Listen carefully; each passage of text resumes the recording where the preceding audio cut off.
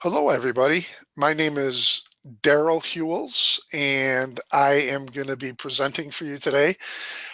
Today, we're providing a prevention called Jumpstart to a Healthier You, and I am a counselor, a therapist, and a case manager with IBH, Employee Assistance Program, and I was asked to do this presentation, and I welcome you all.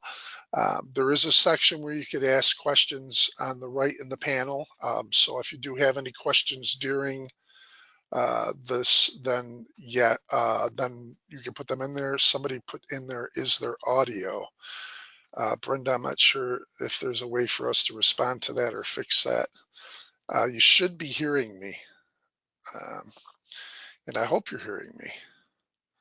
But if you're not hearing me, then saying this isn't making much of a difference anyways. Yeah, if for some reason you're having issues with the audio, I would recommend hanging up and calling back into the webinar. That Uh, usually fixes it. okay. Yeah, All right. right. Thank you. You're welcome.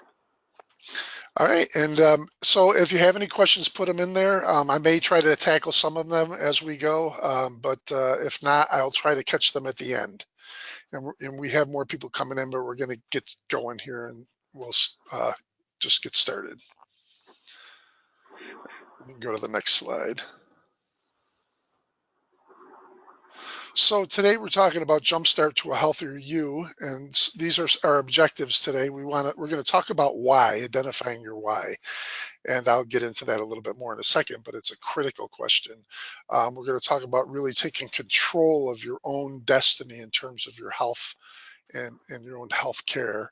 And we're going to talk about some specific strategies that you can develop and use as you're working on this, and also trying to create a plan, an action plan that will continue to work with you and for you. So those are the things we're going to talk about today. And let's go right to the why here with the next slide. So what is your why? Now the why is really a major motivational factor. The question is um, uh, why we do something is really what's motivating us. So we could look at a goal, like we could say that we want to do something, but what's really driving us? And you should think about those questions yourself. You know, what is it that's really making you want to change? Is it because you're feeling unhealthy? Are you not feeling as good? Are you feeling tired more often? There's a lot of different things that motivate us. It could be family. Maybe we want to be more healthy for our family. Um, and sometimes it's not necessarily the health itself. I mean, we may want to look better. Might feel better about ourselves if we looked a little better or felt a little better. But it's real important to know what it is that motivates you. So that's one of the things that you want to examine and think about as you're setting up a plan here, is being sort of in tune with what's your strong motivations. Um, a lot of times,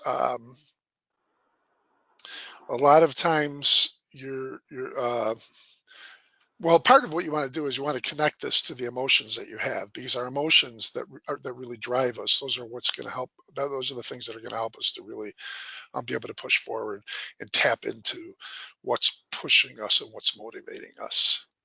Now, on the flip, you can go to the next slide. On the flip side of that, we also do develop some negative thoughts. We tend to have uh, both positive and negative things driving why we want to change or what we want to change about ourselves. I'm not going to get into this too much detail here, but there's a theory called the circle of change, and something called motivational interviewing, which talks about um, how to help people try to be able to change behaviors. And typically when we want to change a behavior, we have part of us that wants to change it and part of us that sort of fights the change. And so you want to be aware of some of the negative things or thoughts that you have that might be interfering with it, say. So you want to think about what you're saying to yourself. And you'll see on this slide in the last button, it talks about NATs. the last bullet, I mean. NATs are automatic negative thoughts. We all tend to have thoughts that jump into our head when we're trying to change something, especially when we're trying to change something that's been difficult for us to change. So if we're trying to lose weight or we're trying to get more exercise and we're having a hard time doing it, we start developing some automatic negative thoughts that tend to get away of that in the way of that emotion motivation. So you want to pay attention to those thoughts. And we in my field, in therapy and psychology, we call that self-talk. So you have some self-talk going on, and they give some examples on this slide. I don't know why I'm doing this. I'm too old to change. Um, I will tell you, I was a cigarette smoker from the time that I was 14 years old, and I did quit about 8 years ago. It was something that was very difficult for me because I couldn't remember. I don't remember ever not being a smoker, and so that I would use that and play that in my mind. See, it was sort of a negative thing that I'm never going to change. I've always smoked. I can't do it. You know what I mean? Those are just some examples. Um, I've never been able to stick with it before. I didn't make it to the gym, so I figured it didn't matter what I ate. So those are just some examples. There's a lot of different examples, and just like the motivations, you want to think about what motivates you, but you also want to think about what kind of things that you have that hurt you in terms of automatic negative thoughts. When you have automatic negative thoughts, you want to respond to those thoughts with some you want to dispute those thoughts. So for example, in the second bullet where it says, I don't know why I'm doing this, I'm too old to change, you want to try to tell yourself some other self-talk. I'm not too old to change. There's other things I've changed. Um, as long as I'm breathing and I can think and I can do things, I have the ability to change. And you want to sort of just try to get some of that positive thought going in there.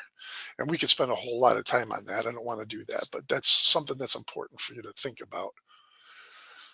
And we'll go on to the next slide. And just to give you some examples of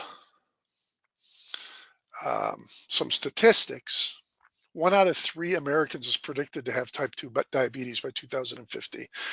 The thing with type 2 diabetes, and it's not just that, it's with a lot of our chronic illnesses.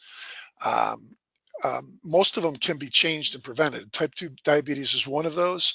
Type 1 is not. That's more of a genetic thing, but type 2 is something that typically is very much influenced by our lifestyle, our eating habits, and our physical exercise, sleep, stress management, all of that kind of stuff that we're going to talk a little bit about.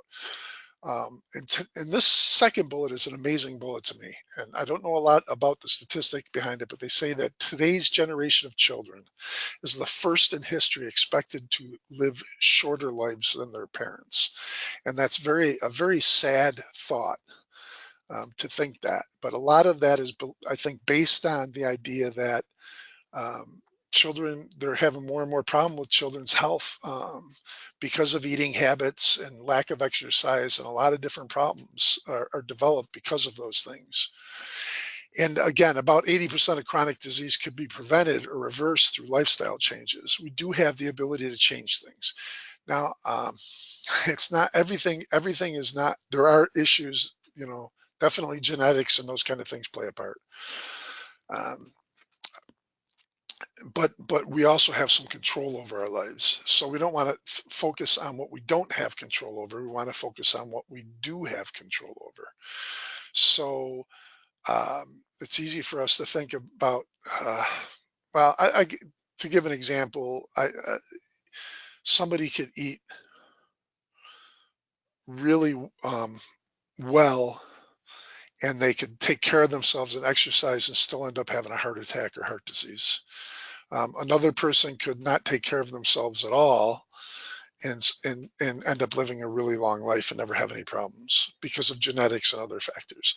But the truth is that the vast majority of us live in between those states somewhere, where, yeah, maybe we have a preponderance, or we're more likely or susceptible to have a heart problem, but we still have the ability to have an effect on our health by our lifestyle and what we do. So it's important to realize that we do have control over this. I guess that's the main point. We have control over this. This is something that we could do something about.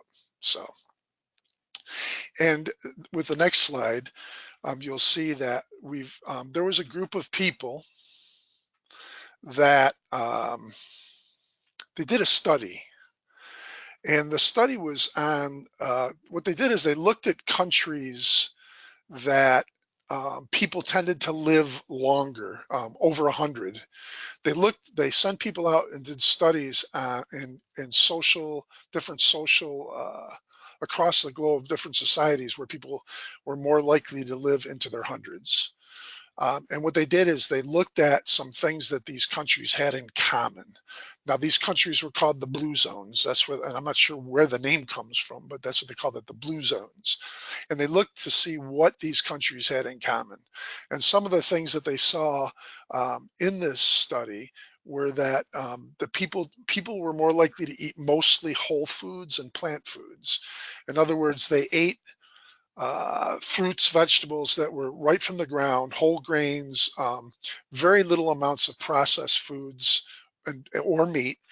When they did eat meat, it tended to be very small portions. They actually said about the size of a deck of cards. That's the amount of meat they would eat. But the whole foods was a big thing. They weren't processed foods, not a lot of processed foods. Um, they found out that most of those countries exercise was built in. They said find built-in exercise in terms of in terms of the lifestyle. Of course, if you think back, our society has become sort of uh, we've gotten a society where it's easy for us to not have to do a lot of work um, as part of our life. But in these countries where people tended to live longer, people they were required to walk and move and do things for their livelihood because they were planting their own food, or they couldn't drive a car to the store, or they had to do their own physical labor. So the exercise was sort of built in. They tended to manage stress better than we do, and we'll talk about that a little bit. But stress is very highly linked to having health problems. Um, they also practice what they call the 80% rule, and what the 80% rule is that people in these areas did not eat until they were stuffed or full. They tended to eat, they said, until they were like 80% full. Now, they didn't think of it that way, but that's how the authors describe it, or the researchers. But basically, they would eat until they didn't feel hungry, not until they were full. So we have a hard time distinguishing between the differences between those two in our society. There's a difference between not being hungry and being full. And we tend to put those two together and eat until we're full. And then we say we're not hungry anymore. So that's a big thing that they do. They don't eat until they're full.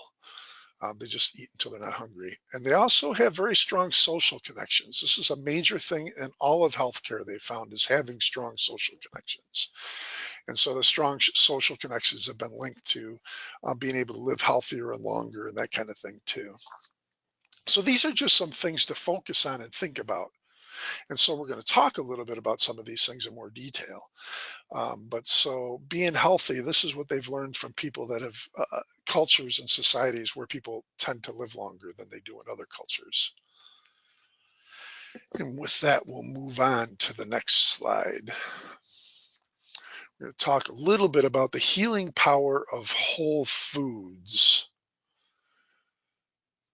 Um, the healing power of whole foods. So whole foods basically are foods that haven't been processed, so things haven't been taken out of them.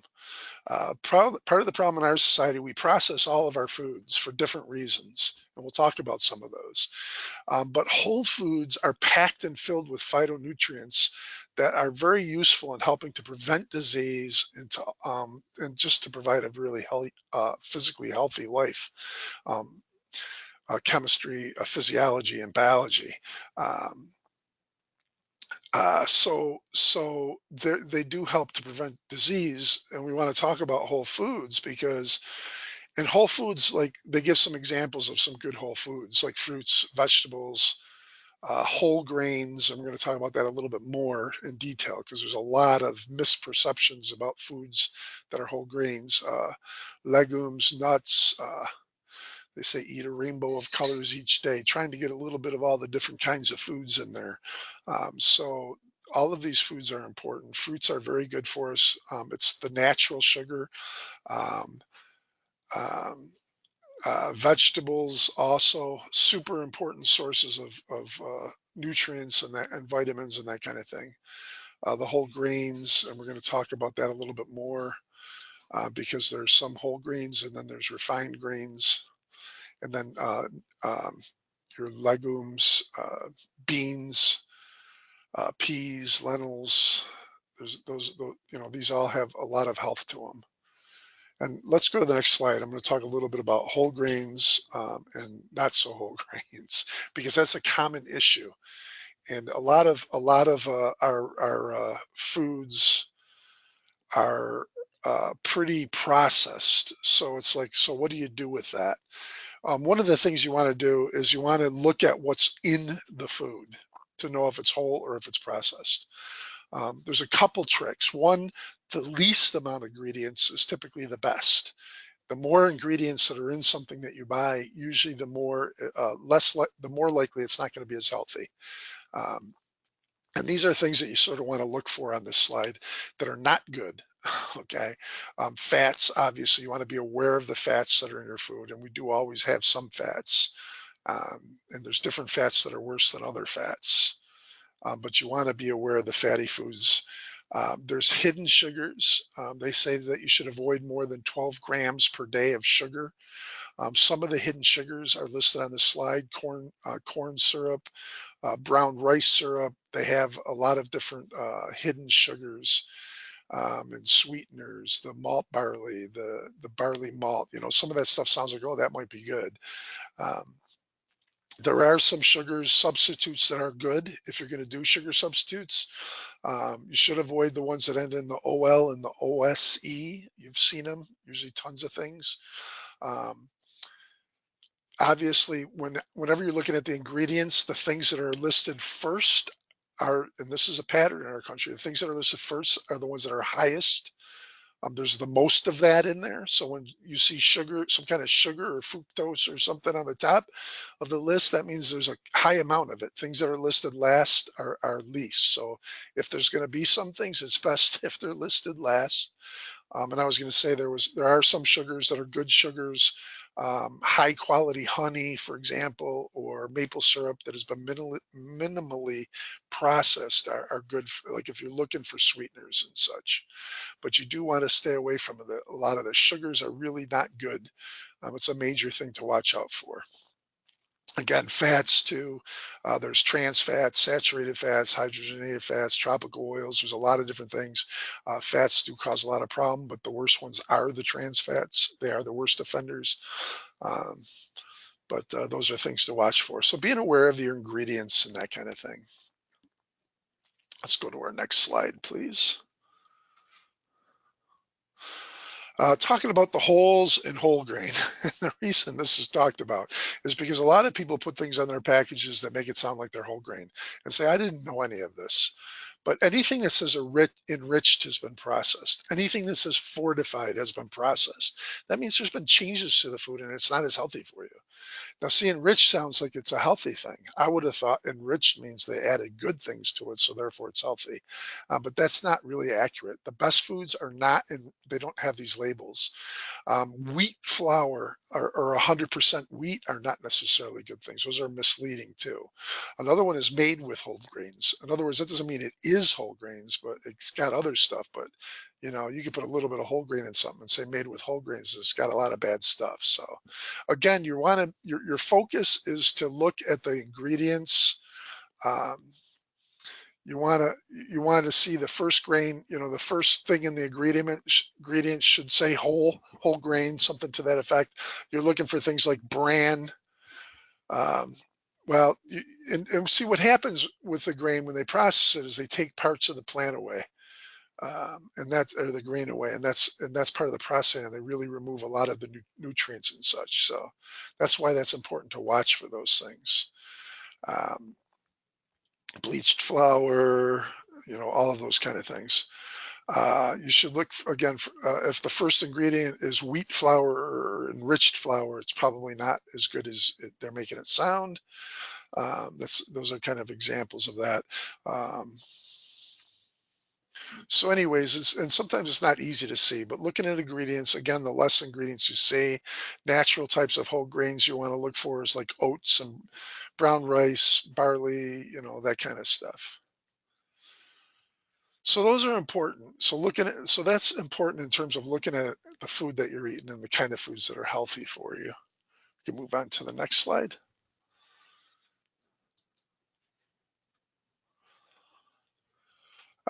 Make your environment work. I thought when I was preparing for this, I thought this is just an excellent point. There's only one slide for it. It's an excellent point. I think it's really important. Um, we do what's we as a society we tend to do what's easy for us. So if I have to work late or I'm doing really busy and I get home late and I'm hungry, I'm going to grab the easiest thing to eat. Say, so when we talk about making your environment friendly or make environment work, we want to make sure that we have things that are available for us that are healthy and easy, because we're gonna if we don't, we're gonna end up falling back to the junk, if that makes sense. Um, so these are some tips. I think they're great tips. Prepare food at home as much as possible. Whenever we eat out, we're going to eat more processed foods 99% of the time. That was a major thing for me at times during my work life. When I didn't have food with me, the chances are I was going to eat something more processed. So having your food prepared at home is the best way to do it. Try to keep lots of fruits and vegetables readily available. If I do have a craving for something and I'm hungry, if I have fresh fruit available, that's going to be much better for me than my old favorite of Reese's peanut butter cup or something like that. So having those available. The third bullet, I like cook once to eat many times. My wife and I do this frequently. Um, she'll make a nice meal. Uh, and a lot of my friends will be like, "How could you eat the same thing 3 days in a row?" My feeling is if it's good and it's healthy, I don't have a problem with it. We do freeze things, but it's like so it's just make it easier to have something healthy. Having healthy snacks on hand, those kind of things. Reduce and eliminate trigger foods. We all have trigger foods. Having chips around is a trigger food.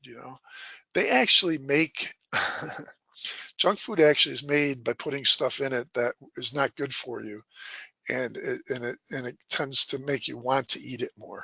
They do that intentionally, and the things that we find addictive, the things that are addicting, are the fat and the sugars.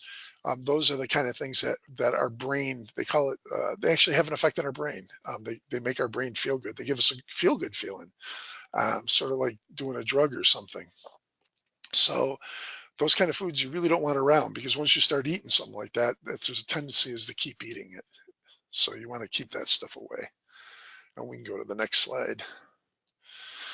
You want to be able to manage stress. This is a huge thing. We do whole trainings on stress management, so I can't spend a lot of time on it today. But stress is definitely one of the reasons we eat. We're going to talk about that a little bit more. We tend to eat when we're stressed, but it also is our food. I mean, there's just a whole bunch of literature on stress and how it hurts us from a physical standpoint. So when you want to have a healthier you, you have to have a less stressed you. Um, they go together. So eating habits are important, but so is having some sense of stress or being able to manage your stress. There are a number of relaxation techniques. The most common, I'd say, was breathing exercises. I think it's important to relaxation. It's a great exercise is to do deep breathing exercises. It's not a solution to everything, but it really can sort of stop things a little bit. The problem is when we're stressed, um, the adrenaline and everything kicks in when we get stressed, and we end up breathing more shallow and more rapidly. Breathing exercises tend to counteract that just by the nature of doing them, breathing deeply and doing it slowly and taking your time. And plus, it's a distraction from stress. Exercise and sleep both contribute to relaxation too. We actually sleep better when we exercise. Exercise helps us to sleep better. Um, and also, mindset, being mindful. That's sort of like what you might think about meditation, but even just a gentleman relaxing here in a hammock, is even if it's just, breathing and smelling the air and noticing what's around you and being present in the current time and everything. So those kind of things are all important. And again, we could do a whole training on managing stress. It definitely is critical, but I'll just leave it with that for now. Um, and we'll go to the next slide. Okay, practice mindful eating. Now, this is interesting. Mindful eating, what does that mean? First off, really differentiating between physical and emotional hunger. Because we eat when we're emotionally hungry, not just when we're physically hungry. In our society, we have a tendency to do that. So we want to be sort of mindful about what's going on when we feel like we're hungry. Is it because we're physically hungry, or is it because we're emotionally hungry? And we'll talk about that a little bit more here. But that's one of the things you want to look for. Now, one of the things in doing that is identifying trigger foods. Um, Certain foods. Now, again, I already mentioned the sugar and the fat. Oh, another one they talk about is salt. Foods that are processed with high sugar, salt, and fat, like and foods like cheese, that are they're addictive. They're actually literally addictive, and they consider them to be trigger foods because they're addictive. Um, so you want to be careful of those kind of foods because they literally put them in foods so that we will be addicted to them and will want to eat them. That's their goal. So you want to watch the trigger foods. So you want to be mindful of what foods tend to be trigger foods for you. Um, you also want to tune in to mood and emotional cues, like what's going on with you emotionally when you're feeling hungry. Is there something going on with you? Are you feeling sad? Are you feeling lonely? Are you feeling depressed? Are you feeling angry? Are you feeling, because all of these emotions will tend to cause us to want to eat. They're common things for us is to eat to sort of deal with those emotions. Um, so in this HALT, that's really what that has to do with. HALT, it's an acronym for hurt, because I feel hurt, I feel angry, I feel lonely, or I feel tired. Those are some common uh, emotions that will cause us to want to eat. So with mindful eating, we want, when we feel like, oh, I'm hungry, want to think about trigger foods. You want to figure out, uh, am I feeling one of these things? So like halt, stop, and think about, like, am I physically hungry, or am I feeling like sad? Am I hurt? Am I lonely? Am I angry? Am I uh, am I tired? Is that one of those things? And then if we're thinking, yeah, that is one of those things, if this is going on, see, this is mindful eating. If this is going on, then find ways to feed yourself without food. Because if it's not food that you're really hungry for, then what can you do to feed those things? And that's what you sort of have to ask yourself. So if I feel like I'm hungry and I'm being mindful, I stop and say, okay, is it because I haven't eaten, or what's going on? And I want to pay attention to my mood and my feelings and my emotions and what's going on. And I'm thinking, well, okay, uh, I'll say my wife went away for the weekend to visit her mother, and maybe I'm just feeling a little bit lonely. So instead of giving myself food, what can I do to feed that loneliness? And maybe it would be something as simple as calling her and talking to her, or maybe it would be like maybe getting together with a friend or anything. So you sort of want to look at what would you be able to substitute for the food that would really be feeding what's really driving your hunger at that point. Mindful eating, that's what we're talking about with that. And we can move on to the next slide.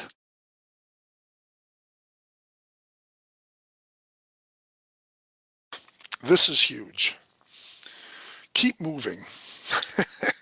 Exercise is critical. We talked about emotions and stress. We talked about eating right, but it's also critical to think about exercising. We need to move. And one of the things when we were looking at the oh, what was it called? The blue zones, where people one of the things that people did is the exercise was built into their work or their daily routine. Unfortunately, in our society, most of us, I'll say at least many of us, have jobs and lifestyles that don't require us to get a lot of exercise or move a lot. I'm a therapist, I'm a case manager, I work on a computer, and I'm on the phone all day. That's like my day job. It's like there's no exercise in this job at all. Um, and most of us have situations like this, so it becomes critical for us to get some exercise. And they show some things to aim for here, like 150 minutes of. So you're talking um, about 2.5 hours worth of moderate intensity aerobic exercise a week. That's 2.5 hours a week. That's not really like that's not too much. Two to three weekly sessions of so that's aerobic stuff. 2 to 3 weekly sessions of muscle strengthening, like some lifting or something. And you want to break it up or mix it up. Exercise is much easier when you go between it. Plus, it's also better for your body to do different kinds of exercises. And focus on exercise opportunities versus official workouts. So being able to do something that's fun with your friends, like for me, I've always struggled with this until I found some sports that I really liked. I'm not much of a sport person. I have a hard time riding a bike. I'm very large, 6'4". I just never felt comfortable. Maybe I never had the right bike, but I love racquetball. It's fun to me. It's not really exercise to play racquetball or racket sports. So finding things that are fun to you. I actually love walking. It's the hardest thing about walking is finding time, but walking. And maybe you could do it like uh, some people like can walk, maybe do a treadmill with their job or something. I don't know. You have to be creative, but it's important to keep moving. I guess that's the important thing. Um, you have to keep moving. And they've shown, I mean, there's just so many studies that have shown that exercise helps with our body. I mean, I don't really know what else to say. Strength, hearts, lungs, everything, bones, everything are improved with exercise. Also, even emotions and physical and emotional well-being go together. Studies have shown that people that were depressed who took depression antidepressants, they did a study comparing them to people who took antidepressants and I think rode a bike or jogged a certain amount of time a week, ran.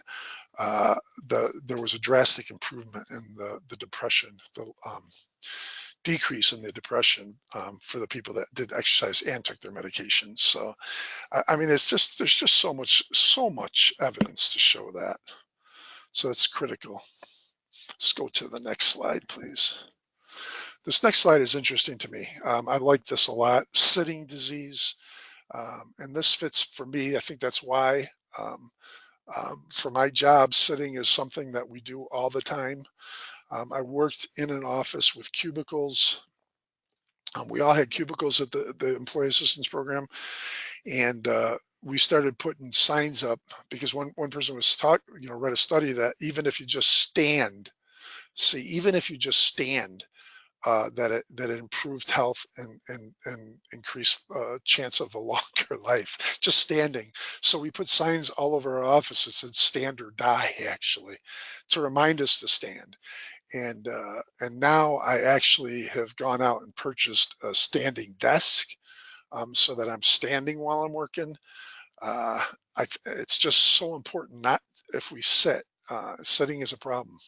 So we want to try to move. If it's just sanding or doing whatever we could do, stretch, get up, stretch, shake, jump, walk. And these are things that you could do sometimes when you're working. So it's just critical. Um, so they've shown that sitting all the time, it's just bad for us in all ways. Hurts our circulation. Fat loves sitting. fat cells. It really, it actually encourages your body to create twice as much fat at a faster rate when you sit versus when you stand. Uh, and when you sit or lie down, fat cells, they produce more triglycerides, which is the type of fat that cause most of the problem. So there's just a lot of good reasons not to just sit.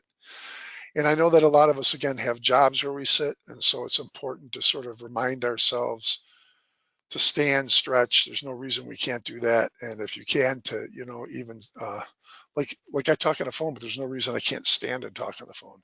And I could even move my legs around a little bit or something like that. So that's just important, like everything else. Let's go to the next slide. Sleep. Sleep is critical. I think people don't really understand the importance of sleep. Sleep is critical to our health, both physical health and mental health. It's one of the questions we always ask in my field when we're doing assessments. We do ask how people are sleeping. People that don't sleep well will be depressed, will be angry, sometimes testy, sometimes just sad, depression, and then physically. It's just critical. Our body actually rejuvenates during sleep, and children sleep a lot. Young children sleep a lot, like infants and that, because your body doesn't. There's actually like parts of your brains, like the myelin sheath and stuff, actually develop when you're sleeping. It doesn't develop when the baby's awake as much as when they're sleeping. It's drastically different. So sleep is huge to development, but it's still huge to us remaining healthy when we get older too. Some things that help with sleeping, some things that tend to help people to sleep better, unplug and go dark. This unplug thing is something that's hard in our society for many people to do. And of course, I think you all know what that means. It means shut your phone off, put it on silence, your iPad, your email, put it all away. Get rid of the unplugging. Also, we do sleep. It's easier for people to sleep typically with a dark light. Light typically will wake us up. So you want to try to get it dark. You don't want it to be too light. So you want to, and for people that have to sleep during the daytime, then that can be an issue. And there's different techniques for helping with that. Uh, but you want to try to have darkness and no distractions. Uh, Actually, being a little bit cool, studies have shown that people sleep better when it's cooler than when it's really hot. They actually have done studies that show that the best bedroom temperature for sleeping is 65 degrees, between 65 and 75.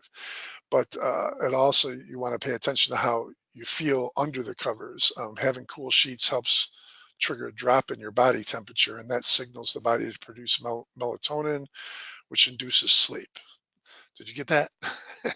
When you have cool sheets, it tends to trigger a drop in your body temperature. And a drop in your body temperature signals the body to produce melatonin, which relaxes you, okay, and induces sleep.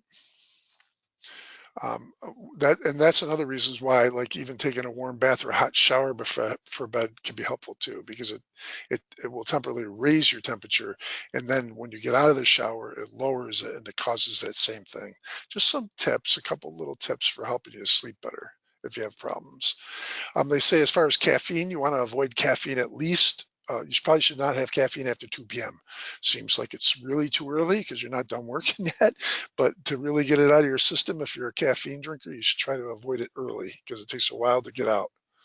Um, uh, you might want to check medications if you're taking medications that could affect sleep. Based on the type of medication, it might be better to take it before bed, and other medications might be better to take in the morning. So it's good to be aware of any meds that you're taking and how they might affect sleep. And there's nothing wrong with counting sheep, but one recommendation they make is counting blessings because that has a positive effect on us too, which we're going to talk about in a second here. Before I go to the next slide, though, there's a couple things. Um, Music can be good. if music helps you sleep, just like anything that has to do with relaxation, anything that helps you to relax is good, as long as it helps you to relax. Music, to say music helps you to relax, I'm a musician. I love music, and music very much can help me relax. But there's music that helps me to relax, and then there's some music that gets me excited. Not necessarily in a bad way, but it just gets me going. I just, so you want to make sure if you're listening to music, it's music that helps you to relax. Um, and if you're thinking about anything that you're concerned about or worried about, one thing that they would suggest is that you write it down, and sort of put it away for the morning. If you want, if you got mind on something, write it down on a piece of paper and then put it somewhere away so that you can get that out of your mind so you're not worried about focusing on it. So you have a way that I can worry about this tomorrow.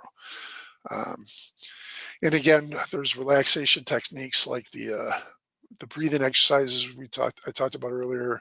There's also what they call progressive relaxation, where you tense up your muscles and then you relax them. Typically, you'll start at one end of your body and work your way to the other. Frequently, people will start with their toes and then their feet, and you tense your muscles up and relax them. And those tend to put your body in a more relaxed state. So, just some things to think about that could help you with being able to relax better and more frequently. Let's see. Let's go to the next slide. So they said, count your blessings. An attitude of gratitude. They talk about this a lot in 12-step groups, actually, but it is a very healthy thing. We talked about having connections with other people, but being thankful tends to be helpful too.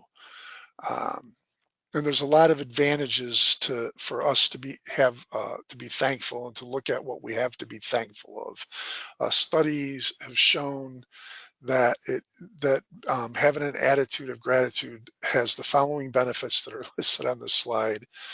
One is improved physical health. Again, and I know I'm a little biased being a therapist, but there's a tremendous amount of evidence that links our mental health and our physical health together. Um, Lack of stress, better physical health. Um, the more connections we have, good connections we have with others, the better physical health. Even longer lifespans. An attitude of gratitude, improved physical health, less problems, less aches and pains. They've found this out in studies. Greater resilience and less stress. So when we're more thankful for the things we do have, we're less likely to get stressed, and we tend to be able to deal with problems better. See, resilience is our ability to bounce back from problems. People who are more grateful will tend to bounce back from traumatic experiences and different things like that better. And then just an overall increased level of happiness and better self-esteem. Um, so, and then So you want to be able to be appreciative instead of focusing on the things that you don't like. And some things that you could do is there's some activities you could do to actually help you to adopt an attitude of gratitude, which the next bullets have to do with is picking a time and activity. So, for example, some people like to journal, so you might manifest this attitude of gratitude through writing a journal, and in that journal, one of the parts of the journal would be, mentioning the things that you're thankful for. Some people do this on Thanksgiving. They go around the table, and we'll say, let's go around the table and everybody say what they're thankful for. What we've learned from studies is to do that on a regular basis would be much more beneficial than just once a year. Meditation, being able to meditate is good. Also, a thank you letter, and it doesn't even have to be a letter that you send to somebody, but you might write a thank you letter, saying all the things that you're thankful for. But it really is shown to help people in terms of being able to um, have better health. Next slide. Reclaim your joy. This is something that's huge. It's important for us to take care of ourselves. It's important for us to be able to do the things that we enjoy doing. We spend most of our awake hours at work, and it's good if we enjoy our job. But even when we enjoy our job, it's not really typically the main thing we want to be doing. It's important for us to have to give ourselves time to do the things that we really enjoy doing, and obviously more healthy things. I know some of us might like enjoy drinking, but that's not really a healthy thing. And drinking, and there's a lot of negative behaviors which we didn't really get into a lot. And I'm not saying I have anything against somebody having a drink, but it's important to be aware of how much we do and the effect that that has on our health also. But again, focusing on things that are really good for us and that we enjoy doing, connecting with friends or loved ones. This is a huge thing, and I've mentioned it a couple times. They have stress balls, and they've discovered that they did a study. I think it was Harvard that they did a study to see when we get stressed. Like I told you, there's changes that happen physiologically in our body where the oxygen starts going to our extremities, less to our major organs, and there's a lot of hormonal changes and different things. And they can measure your stress level physiologically. They did a study with the stress balls to see if it relieves stress, and they showed that there was no difference, no significant difference in people's stress levels from stress balls, although we still love handing them out. But what they did find is connecting with somebody had a profound effect. And what they did is they compared stress balls to having two people just hold each other's hand. And they found that the connecting with another person had a profound level on somebody's stress level than a stress ball. So it's really connecting with others is hugely important. It's important for us to try to spend our spare time that we have a choice of who we spend time with as much as we can with people that make us feel good and that we enjoy being around. Things like treating ourselves to a massage or doing yoga, meditation, whatever you enjoy. It could be horseback riding. It could be spending time with your pet. There's just so many things that are helpful. The important thing for you is to be aware of what feels good for you and what helps you and what makes you feel good, because that's the whole key to this, reclaiming your joy. Creative outlets. Um, Alone time. It's good for us to sometimes be alone, and sometimes it's been shown to be healthy for us to get involved in creative things. Now, I don't know if you write. That's another thing, advantage of things like journaling. I mentioned that I'm a musician, to be able to, play my piano and do that kind of thing. Create a song, write a song. So those kind of things are very helpful. Anything that replenishes you or makes you feel better. And next slide. A couple things as you're looking at these choices that you have to make.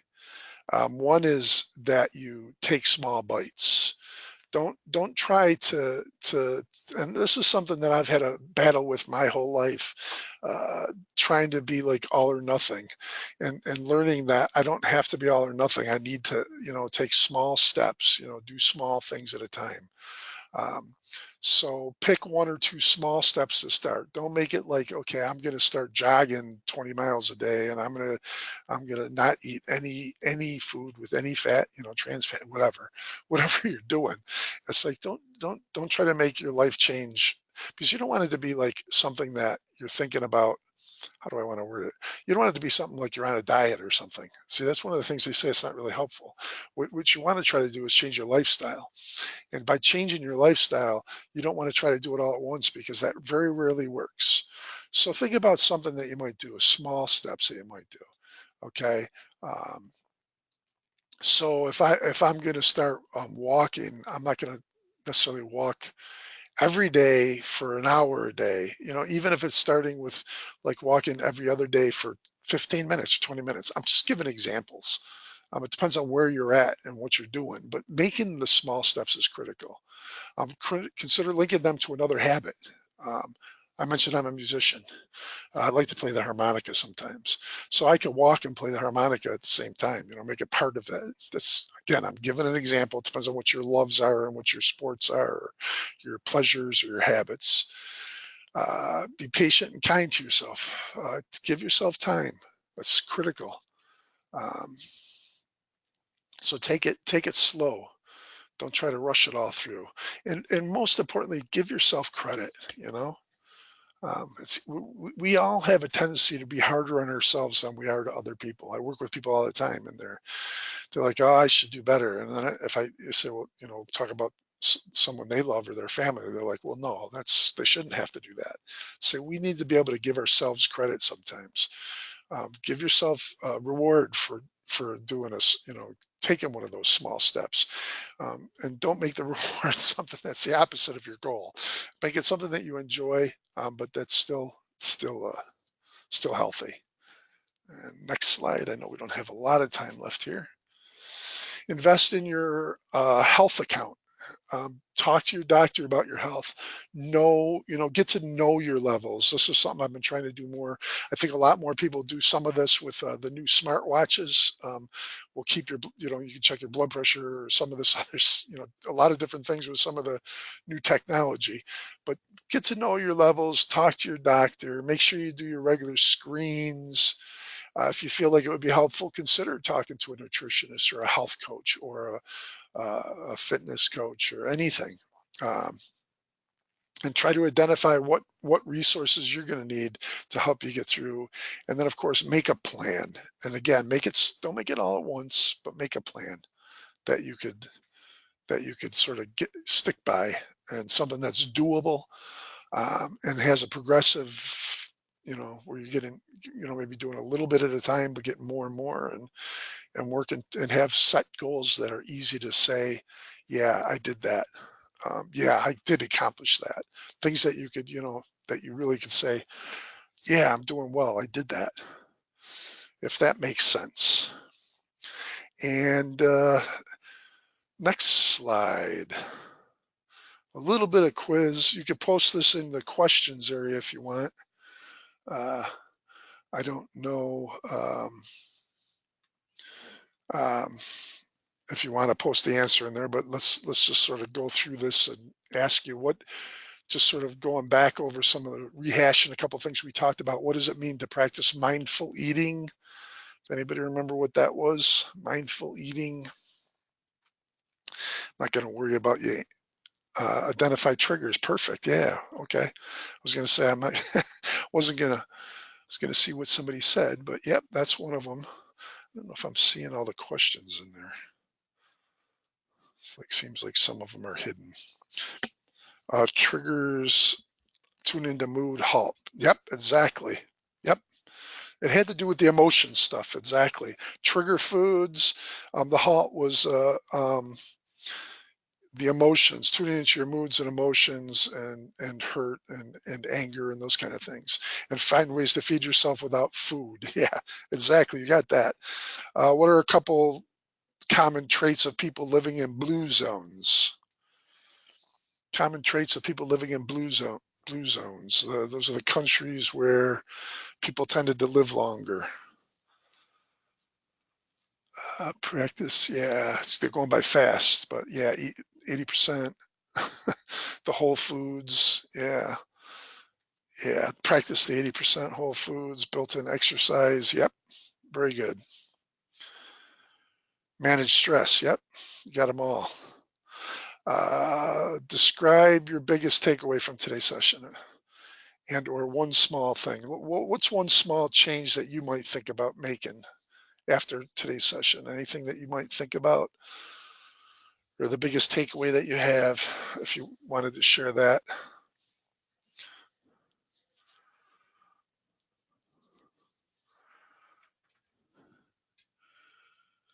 Okay, the automatic negative thoughts. That's good.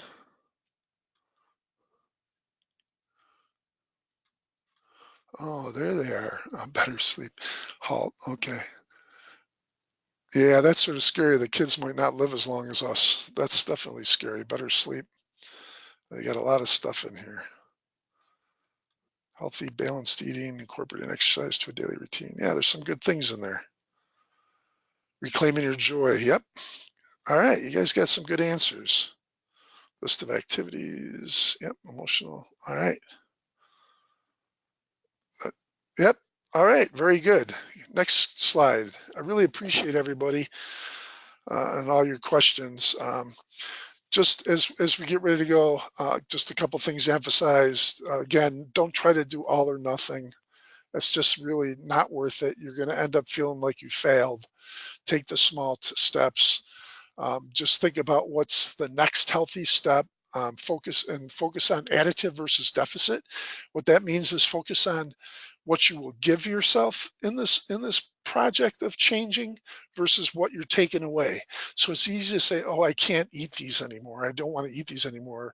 But instead to look at it like, oh, I get to eat these and I'm going to do this and this will be better for me. So focus on the good rather than what you're giving up. Focus on what you're gaining. And again, stressing the time for self-care. You got to take care of yourself. It's something it's a mantra for me. It's a mantra that I say over and over to everybody I work with. You got to take care of yourself. And yes, and somebody did ask a question about can the slides be mailed? You can go to the next slide too, with some resources. The slides are going to be emailed. Actually, this is being recorded. It's going to be uploaded. I think Brenda said later today up into YouTube and the slides will be made available too. Um, yeah. Um, and next slide is just any questions. Anybody have any questions? You can put them in there. Really appreciate the opportunity to talk with you all and share. I hope you did get something out of it. You're very welcome. Thank you. And again, if you have any questions, put them in there. If I can't get to them today, I'll be happy to, we'll try to get you an answer out through email.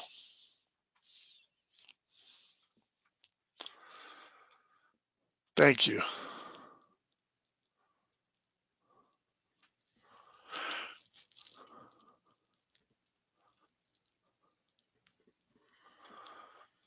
And I'm just waiting here. Are we doing one on stress, Brenda?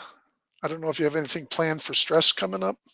I think we do have something planned for stress later on this year. And if you go to our YouTube trainings channel, we do have quite a few trainings that are archived there that pertain to stress and stress management and relaxation, and also on mindfulness. So any of those might be interesting to you if you want to take a look.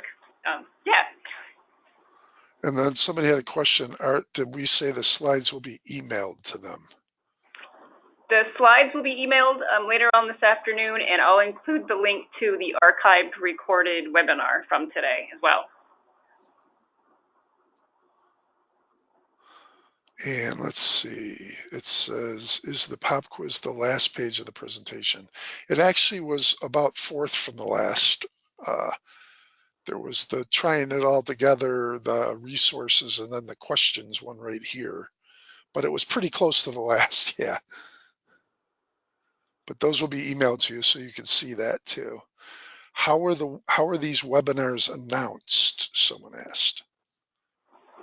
We send out an invite to all of our contacts. Yeah. So. All right, and the YouTube channel, somebody asked what it is. That's linked to that YouTube is going to be emailed to you, so you'll get that. Yes, we'll email the link to the YouTube channel. Exactly. A couple people asked about that, so you will get the link to the email channel. You get an email link in the email to the YouTube channel. That's what happens after I talk for an hour. All right. I don't think any more questions came up. If anybody else has any more questions, you can always respond, and I'll be happy to answer them. And I really do appreciate everybody, and appreciated the opportunity to be here. And I think we could probably end the meeting. I don't see any other questions coming up. And thank you, everybody.